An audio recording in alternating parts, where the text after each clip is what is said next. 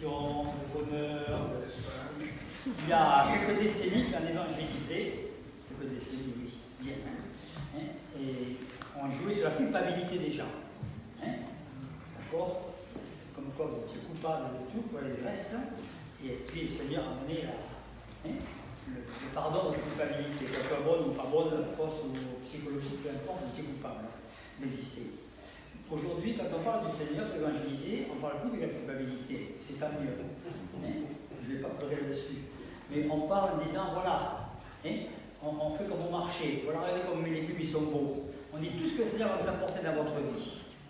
On ne parle pas de votre péché ou tout ça, d'accord, mais qu'est-ce qu'il va vous apporter?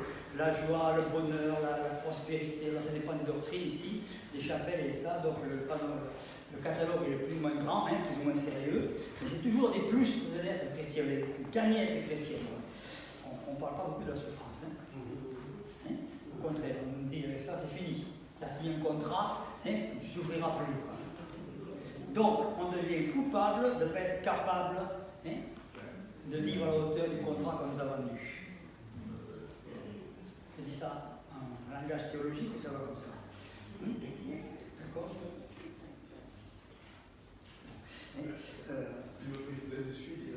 Non, mais j'ai su mon pull, mais c'est ça. C'est pas bien ça. Bon, je vais quand même me retrouver, il m'a peur. Et c'est vrai qu'il y a un décalage entre ce qu'on va vivre et ce qu'on nous a des fois un petit peu promis. Et je reviens à ce que je disais tout à l'heure, là, il y a 2 minutes, et donc on va se sentir coupable de ne pas être capable d'entrer dans toutes les bénédictions qu'on nous a promis. Hein? Juste ce que j'ai dit. Or, elles sont promis des fois un peu à la légère. Ça, c'est un frère, vous avez vu ça?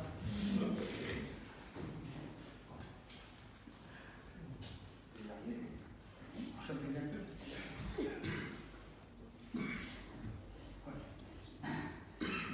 Alors,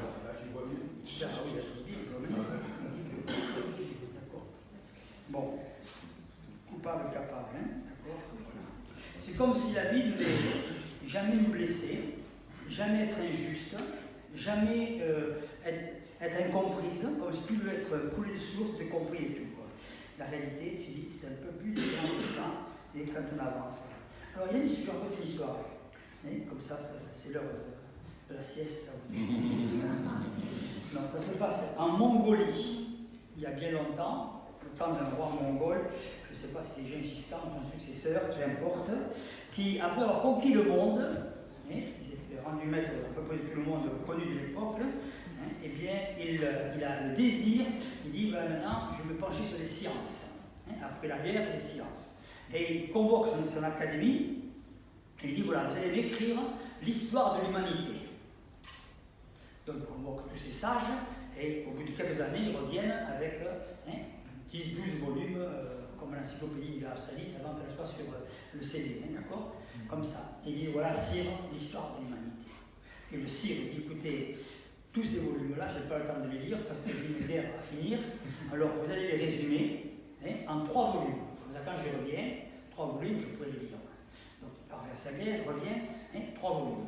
D'accord? Ah, il dit, oui, mais là, je n'ai pas le temps de lire les 3 volumes, parce qu'il y a une révolution, une révolte dans la banlieue, là-bas, que j'avais battu ma révolution, et que je reconstruise la ville d'Ulaanbaatar, et donc vous allez me résumer ça en 1 volume. Comme ça, quand je reviens, j'ai 1 volume de tout ce que vous avez raconté sur l'histoire de l'humanité. Donc, au fur et à mesure, quelques-uns meurent, parce que le temps passe, et le dernier qui reste, le dernier savant qui reste, vient avec 1 volume, il dit, Sire, voilà l'histoire de l'humanité.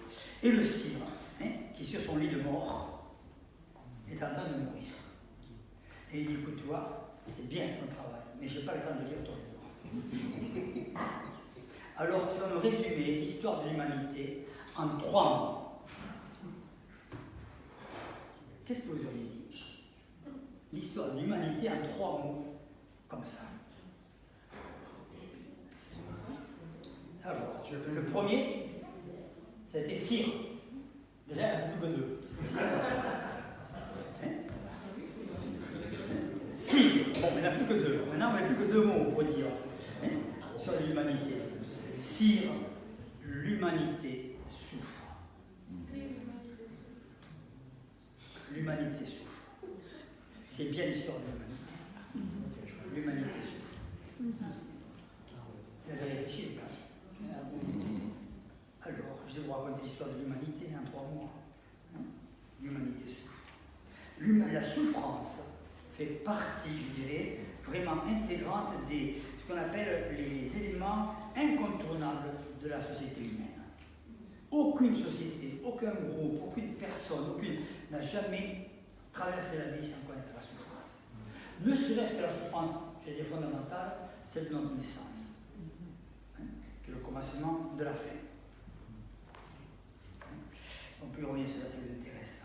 Et voilà, donc c'est Jacques Ellul, en parlant de la souffrance et d'autres choses encore, j'aime beaucoup Jacques Ellul, disait il faut penser globalement et agir localement. C'est-à-dire qu'un thème, on doit le penser d'une manière globale, et puis chacun, dans sa sphère à lui, dans sa vie à lui, doit dire comment je parle de ce global pour l'amener à mon local à moi. Quelle est la pensée globale sur la chose pour que moi je puisse l'intégrer dans mon vécu personnel. Or, notre société est bâtie sur le contraire. On pense personnel et on l'exporte aux autres. Ce qui est bon pour la General Motors est bon pour l'Amérique, ce qui est bon pour l'Amérique est bon pour le monde. Amen. Donc on fait exactement le contraire. Et c'est pour ça qu'on parle des témoignages personnels, qui, entre parenthèses, sont loin d'être vérifiés et vérifiables, ce sont que des témoignages, qui sont circonstanciels, même l'apôtre Paul, quand même, pas n'importe qui, nous fréquentons. Quand il raconte sa conversion, il la raconte de manière différente. Paul, laquelle est la vraie? En fonction de l'auditoire. C'est le récit que je raconte qui est intéressant, plus que l'événement. C'est le récit que je raconte. Et pour la souffrance, c'est pareil. C'est le récit que je raconte de ma souffrance qui est presque plus important que l'événement lui-même. Quel récit je construis? Vous ne savez pas que Paul avait raconté 2 fois la même chose. Oh, mais déjà intéressantes dans la Bible. David, c'est ça peut-être l'information. D'accord? Qui a tué Goliath? La pierre. La pierre, ça c'est vrai. Mais laquelle? Entre parenthèses. Les 5. Les 5 pierres. Bon, on sait tous, on a appris ça à l'école. D'accord? Que c'est Goliath. Les autres plus avancés. C'est Goliath. Or, quand vous lisez un peu les textes, vous verrez qu'il y a 3 morts de David, de Goliath, je veux dire, et 3 personnes différentes. Alors, David, ou ses serviteurs, et le serviteur du serviteur. C'est pas important, ce qui est important, c'est le récit qu'il y a derrière. Pensée globale, agir local. La souffrance. Bon. Jean Guiton, qui est un philosophe chrétien, qui est mort il y a longtemps, il a reçu un jour, Mitterrand est allé le voir un jour, son hélicoptère, il était président, je ne sais pas ce que c'est cette histoire, et il a dit voilà, vous savez que Mitterrand était obsédé par le spirituel et l'au-delà en particulier, et il dit voilà, je sais que vous êtes un philosophe chrétien, un existentialiste chrétien, très bien, j'ai un quart d'heure. En un quart d'heure, dites-moi pourquoi vous êtes chrétien. Très bien, comme exercice. Et il dit écoutez, je n'ai pas besoin d'un quart d'heure, moi je donne 3 mots pour dire. Non, oui, oui. Non. Ce monde est trop ordonné pour qu'il vienne de nous n'importe quoi, du hasard. Donc il y a un acte créateur quelque part. D'accord? 2, cet acte, celui qui a créé ça, s'est révélé. 3, on peut le connaître. C'était vite fait, d'accord? Il est resté 2 heures pour voir la suite. C'est une histoire vraie que je raconte, moi. D'accord? Donc, il disait que la souffrance est un mystère, mais pas au sens occidental du mot mystère. Quand c'est mystère, circuler n'a rien à voir. C'est mystérieux. On n'en parle pas, c'est mystérieux. Mais mystère dans le sens qu'on peut comprendre certaines choses, on peut avancer de comprendre un peu plus, mais on ne sera jamais au bout de la compréhension de la chose. Et il sera toujours, en avançant, quelque chose derrière qu'on n'aura pas compris. On ne pourra pas saisir complètement la chose. Et je crois que la souffrance fait partie, en particulier, de ce mystère. Parce que la souffrance a posé le problème du mystère du mal. J'ai dit tout à l'heure, d'accord ? Voilà, on y reviendra peut-être. Nous devons accepter que la souffrance n'est pas toujours un accident, n'est pas toujours liée au comportement de l'être humain. Et que c'est compliqué peut-être à aller plus loin que ça. La souffrance nous pose un problème, j'ai dit, le problème du mal, que je ne vais pas traiter aujourd'hui en soi, il y a des bons livres pour ça. D'où vient le mal? Qu'est-ce que le mal? Et jusqu'à quand il va durer? Autrement dit, la réalité du mal, comme nous avons là un triangle, je dirais, qui se construit. Un, c'est la réalité du mal. Le mal existe. Et d'ailleurs, le mal est la souffrance. Mais aussi existe, nous le savons, parce que nous l'avons vécu, nous le savons, nous le disons, d'accord, c'est écrit, la bonté de Dieu existe aussi. Et il y a un conflit en moi entre la bonté de Dieu, auquel je crois fondamentalement, d'accord, et la réalité du mal. Et le troisième angle, qui va compliquer tout, justement, donner la force à mon triangle, qui est insoluble, bien sûr, c'est la toute-puissance de Dieu. La toute-puissance de Dieu, la bonté de Dieu et la réalité du mal. Comment je vais gérer ces trois contradictions ensemble? Impossible. Il faut que soit une tension juste là en nous pour nous permettre d'avancer un tout petit peu dans le mystère du mal et dans le mystère de la souffrance, un petit peu, qui est intolérable, qui est injustifiable. Aucune souffrance n'est justifiable. Voilà. Et avancer un peu là-dedans, sachant qu'on ne pourra pas aller au bout de la réflexion. Personne.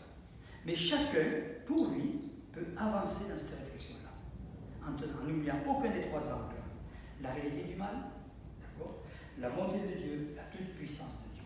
Prenez l'angle que vous voulez, et vous allez avoir la réponse. L'homme souffre, et donc, cette souffrance nous amène à des comportements connus, globalement parlant, encore une fois. D'abord, je me rends compte que la souffrance, son premier effet sur l'être humain, c'est qu'elle nous possède. J'emploie le mot posséder, pas le sens d'esprit impur ou comme cela, mais elle n'est jamais invitée par plaisir. Aucun d'entre nous, aucun être humain, n'invite la souffrance par plaisir. Je ne sais pas ce qu'il fait aujourd'hui, il fait beau, je sais qu'il y a des masos, visiteurs du plaisir. La souffrance me possède. Job crie, quand ça va s'arrêter? Que Dieu m'achète parce que je supporte plus. La première souffrance, c'est qu'elle est là contre tout ce qui en moi peut se rebeller, peut crier à l'injustice. Voilà. Donc elle me possède. Plaise à Dieu qui m'écrase. Elle me possède. C'est une infraction de la souffrance. Et c'est pour ça qu'on doit lutter tant qu'on peut, autant qu'on peut, avec tout ce qu'on a, contre la souffrance, qui est vraiment une possède les gens. Tout mon être est pris par la souffrance, et pas que ma jambe ou mon estomac. Tout mon être est pris par la souffrance. Cette souffrance qui me possède me révèle quelque chose de désagréable, c'est-à-dire ma vulnérabilité humaine. Je suis très vulnérable. Puisque moi, une crise de foi, de la pas. D'accord? Non, c'est où le foie à droite?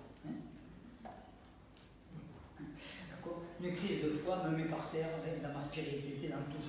D'accord? Je n'ai plus envie de tout ce que vous avez chanté là, je ne peux plus le chanter. D'accord? J'exagère le propos pour qu'on comprenne. D'accord? Bon. Donc, cette souffrance qui m'est imposée me révèle ma vulnérabilité humaine. Et ma vulnérabilité, d'accord, elle m'amène à comprendre que je ne contrôle pas tout, que c'est terrible de ne pas pouvoir contrôler sa vie et d'être responsable de sa vie. Je ne contrôle pas tout et j'en suis quand même responsable. Là, on a un paradoxe aussi. Hein, d'accord? Voilà. Elle est là et je ne suis plus rien, ou plus grand-chose.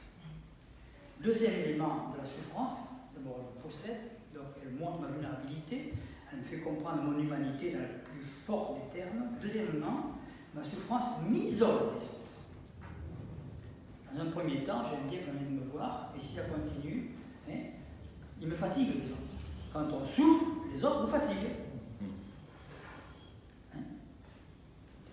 On a envie qu'ils se taisent des fois, hein? Avec tous les bons discours qu'ils ont. Parce que la souffrance fait peur. La souffrance fait peur. J'aimerais trouver la formule magique qui dirait, voilà, tu vas prendre cette formule, la souffrance passera à côté de toi. Mais ça n'existe pas. Donc elle me fait peur. Et donc quand j'ai peur, eh bien, je me construis, hein, des paravents pour que si la souffrance arrive, elle passe à côté de moi. En tout cas, je puisse dire, si lui il souffre, c'est qu'il y a une raison, mais moi, comme je n'ai pas la même raison que lui, elle passera à côté de moi, la souffrance. Par exemple, d'accord, hein, Dieu châtie bien parce qu'il nous aime. Alors moi j'aimerais qu'il m'aime un peu moins. Franchement. Sérieusement. Hein? Franchement. Hein? Ah, moi je connais quelqu'un qui, hein, toutes les bonnes solutions qu'on connaît pour éviter d'affronter la souffrance. C'est comme quand on va à un enterrement de quelqu'un qui a eu un accident. C'est pas juste, hein, parce qu'il est trop bu ou conduit trop vite, peu importe. Mais on se dit, puisque moi, je ne bois pas et je ne conduis pas trop vite, la mort, c'est pas pour moi. Je peux aller à l'enterrement tranquille. Vous avez remarqué? Hein? La peur amène à me protéger, à avoir des discours pas du tout réalistes. Et des fois, en complète contradiction avec ce que nous croyons, ce que le Seigneur nous a enseigné, hein, ce qu'on connaît. À la croix, Jésus est seul. Il est seul. Même ses amis, même les boyards à côté de lui. Troisième chose qui m'est, hein, que la souffrance apporte, d'accord, elle me possède, je suis seul, c'est le non-sens. Si ça avait un sens, cette histoire, moi je veux bien à la limite. Tout à l'heure je citais Nietzsche, hein, si je sais le pourquoi, je me dirais comment. Bon, la souffrance, d'accord, n'a pas de sens. Je ne peux pas y trouver un sens. C'est l'absurde. Et comment trouver un sens à l'absurde? Difficile, hein, d'accord? Voilà. Les philosophes parlent de l'expérience de l'absurde ici. Voilà. Il faut se battre à la fois contre la souffrance et à la fois contre le fait que c'est absurde. Qu'elle n'a pas de place. La souffrance use mes convictions de bien-pensants, de bons chrétiens.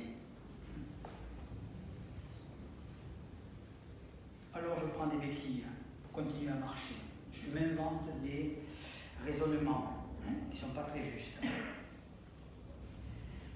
Les béquilles sont des prothèses. Hein, et vous savez que les prothèses, on ne peut pas aussi bien une prothèse que sans prothèse. Hein, et que c'est pas très sérieux tout ça. Le non-sens. Peut-être on en dira un mot encore. Quatrième point, c'est la révolte. Il est normal que devant ce qui est imposé, là où je suis coupé des autres, et là où ça n'a pas de sens, il est normal que je sois en colère, que je me révolte. La souffrance, et ça c'est un signe de bonne santé dans la souffrance. La colère. Si on peut faire ce jeu de mots, hein, la colère. Hein? Mon âme, dit Job, est dégoûtée de la vie. Et il dit de moi Dieu, hein, maudit soit le jour où je suis né. Il n'est pas en train de faire de louange. Hein. Maudit soit le jour où je suis né. Terrible jour où je suis né. Pourquoi tu m'en veux? Arrête de me regarder. Pourquoi ma souffrance est continuelle, dit Jérémie, jusqu'à quand? Épître aux Hébreux.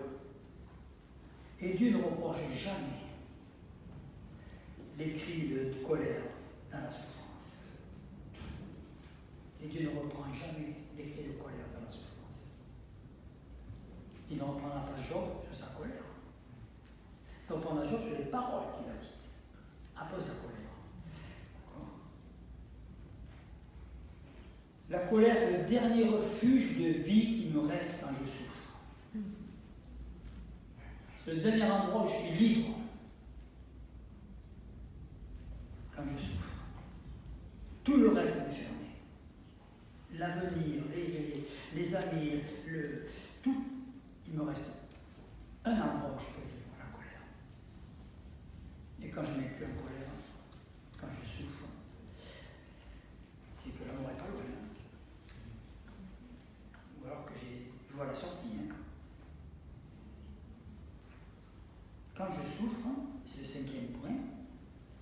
Alors la colère, bien sûr, j'ai compris que ce n'est pas la violence, ce n'est pas la rancœur, c'est de dire l'injustice, la colère. De dire l'injustice. Jésus est un homme qui s'est mis constamment en colère devant la souffrance des autres. Constamment. On fait ça dans l'information, on voit la colère de Jésus, mais nos bons traducteurs n'osent pas le dire. Donc ils mettent Jésus ému de compassion. Jésus ému de compassion. Et Jésus sur son Kleenex, carrément. Il y a un lépreux, dans l'évangile de Marc, il y a un lépreux qui est là, d'accord, et Jésus le voit. Et second, c'est pas le premier, mais second, en tout cas, il dit, Jésus, ému de compassion, lui dit, je le veux, sois pur, mon chéri. C'est comme ça, d'accord. Avec son Kleenex, Mais Jésus, en colère, cette souffrance. C'est le mot qui est employé. Orgueil, en colère. Je le veux, sois pur. Oh, ça change. Chaque fois qu'il y a la souffrance, il va être en colère. Ah oui, mais comme nous lisons mal, je ne vais pas parler de la colère aujourd'hui, mais comme nous lisons, il y a plusieurs mots en grec pour la colère et en hébreu aussi, d'accord? Alors on mélange un peu tout dans le français. Bon, ça c'est encore autre chose. Mais en colère, la colère. Oui, la colère est bonne quand on souffre. Même contre Dieu. Même contre Dieu. J'ai dit que tu ramasserais les morceaux. J'ai dit la colère n'est pas la rancœur. La colère est l'expression, je le redis, de l'injustice. Le peuple de Dieu doit être un peuple en colère, pas violent. D'accord? Ce qui est deux choses différentes. La violence, c'est une colère qui est dégénérée. Héros est en colère, mais c'est une mauvaise colère parce qu'il est violent. La colère contre l'injustice. Mais non seulement on n'est pas en colère contre l'injustice en passant, c'est-à-dire en voyant les souffrances des autres, mais des fois on ne la justifie pas au-dessus du marché. Toute injustice devrait nous mettre en colère. Un théologien a dit, ce qu'il y a de plus divin dans le cœur humain, c'est le désir de justice. Il tabassé. Ce qu'il y a de plus humain dans le cœur humain, ce qu'il y a de plus divin dans le cœur humain, ce qu'il y a de plus divin dans le cœur humain, c'est le désir de justice. Depuis quand vous n'êtes pas mis en colère devant l'injustice et la souffrance des autres? La colère qui construit une réponse, et pas qui détruit l'autre, vous avez compris? En colère. Luther King, en colère contre l'injustice du racisme. On en parlait tout à l'heure. Contre l'injustice du racisme. Il se met à marcher. Il casse pas tout, Il se met à marcher. Intolérable pour les autres. En colère. Paul est à Athènes. Et Athènes, c'est pas n'importe quelle ville. Athènes, c'est la ville des philosophes, quand même. Notre culture, quoi. En tout cas pour la plupart de la culture. Et là, il voit, dans ces gens qui réfléchissent, qui pensent, des philosophes, il voit un hôtel à un Dieu inconnu. C'est l'histoire, à un Dieu inconnu. Et le texte le dit, et Paul en colère. Alors, il n'est pas allé